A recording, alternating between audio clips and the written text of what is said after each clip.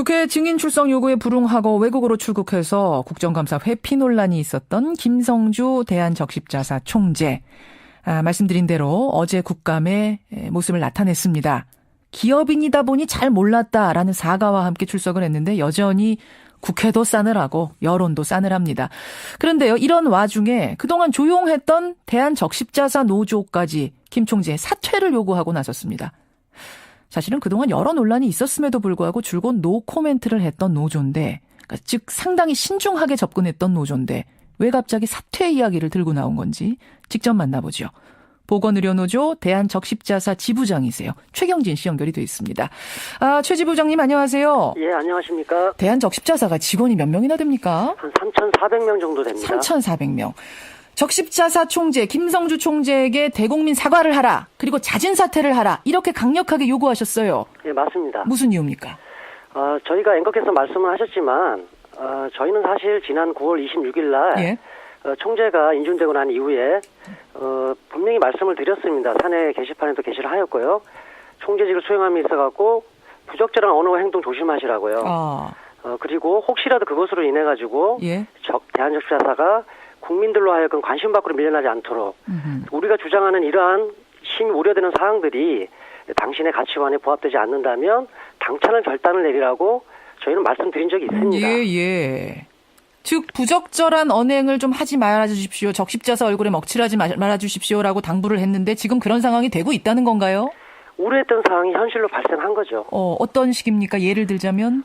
벌써 어제 국감 때 뭐 다 밝혀진 사실이지만 그리고 지난 2주 동안 각 언론을 통해서 모두 보도된 사항이지만 총재께서 말과 행동이 다른 일련의 그동안의 과정을 보여주셨습니다. 적십자 내부적으로 예. 말씀하신 잊혀진 봉사단체라는 말씀이 있으셨고요. 잊혀진 봉사단체다. 적십자사를 두고.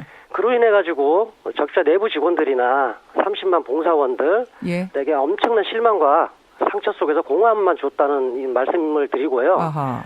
또 하나는 사상 초유의 사태가 벌어졌잖아요. 어떤 거요? 국정감사 뺑소니 사건이라고 뺑소니 출장이라고 출석 안 하고 출장한 거. 그렇습니다. 본인은 국감 보이콧 뭐라고 말씀하시고 여러 가지 말씀을 하셨고 사과도 하셨지만 받아들이는 우리 노동자 및 내부 임직원들은 굉장히 충격으로 지금도 받아들이고 있습니다. 지금도 그래요. 그리고 그 김성주 총재의 회사, 그 패션 회사의 직원이 적십자사의 내부 자료를 무단 열람했다.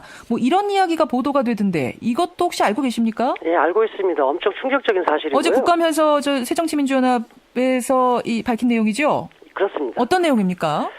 새정치민주연합 김성주 의원께서 거기에도 김성주 의원이란 분이 계시죠? 그 복지 간사분으로 알고 있는데요. 이분께서 이제 질의를 하셨고 그렇습니다. 국회나 정부도 정보 공개 요청 절차나 또 그거에 근거한 대한적십자사 조직법이나 공공기관 운영에 관한 법률 그와 같은 철저한 법적인 근거에 의해서 자료를 요청하는 데도 불구하고 이러한 사실이 있었다는 자체가 저희들은 엄청나게 충격으로 받아들이고 있습니다. 적십자사의 조직, 인사, 사업 관련 내부 자료를 광범위하게 그 김성주 총재의 성주그룹 직원들이 열람했다라는 이 부분인 건데요. 이런 것들이 전반적으로 문제가 있다. 이렇게 보시는 거예요. 맞습니다. 근데 애초에 논란의 시작은 낙하산 논란이었거든요. 낙하산 인사. 그렇습니다. 그건 어떻게 생각하세요? 저희가 총재가 인준되는 과정이 어제까지도 논란이 되었고 그동안은 논란이 되었지만 내부 의결 사항인 적십자 내부 의결 사항이 중앙위원회 28분으로 구성되어 있습니다. 물론 정부 부처 장관이 다 포함되어 있고요. 3년마다 이 과정을 거쳐왔기 때문에 정권이 바뀔 때마다 누가 봐도 낙하산이라는 건 스스로가 인정하는 부분입니다. 사실은 항상 대통령이 임명한 총재들이 왔으니까 맞습니다. 어느 정권이든 낙하산인 거 거기까지는 인정을 한다. 그럼 이번에도 온 자체가 문제는 아니란 말씀이세요? 그런 건 아닙니다. 온 자체도 문제다. 왜요? 이번에는? 그런 건 아니고요. 이제 저희 입장에서는 우리 노동자 입장에서는 말입니다. 어차피 현실에서는 어차피 낙하산이지만 그리고 언론과 우리 대한민국 내에서 이분에 대한 전형적인 낙하산, 그 낙하산도 끝장이다, 끝판이다, 뭐 이런 여러 가지 논란이 있었지 않습니까?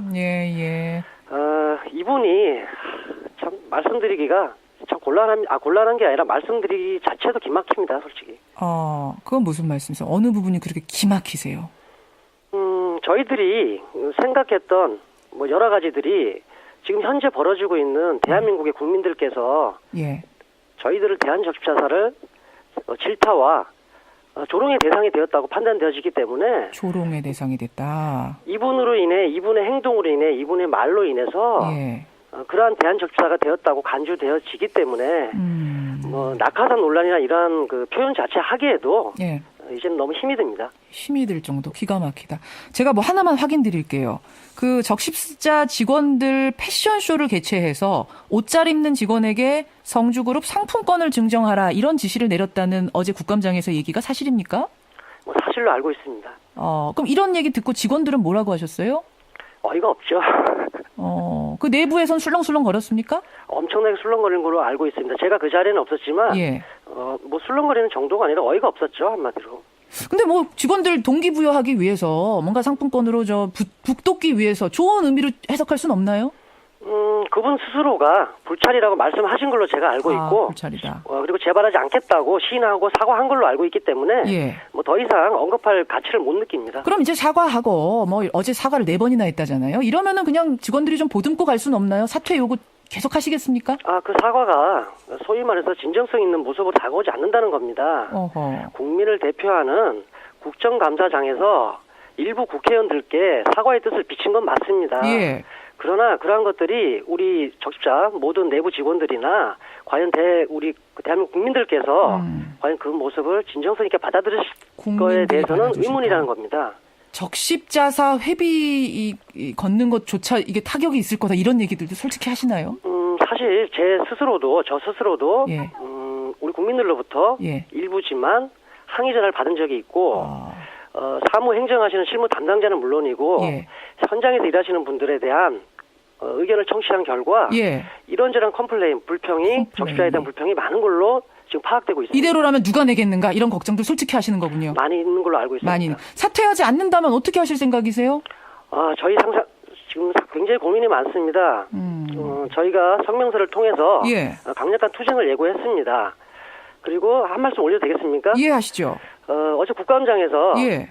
우리 실명 걸어도 되겠습니까? 실명은 무슨 실명 하시려는 야당 의원입니다. 예, 야당 의원님 뭐 하셔도 되죠. 공개된 거니까요. 예.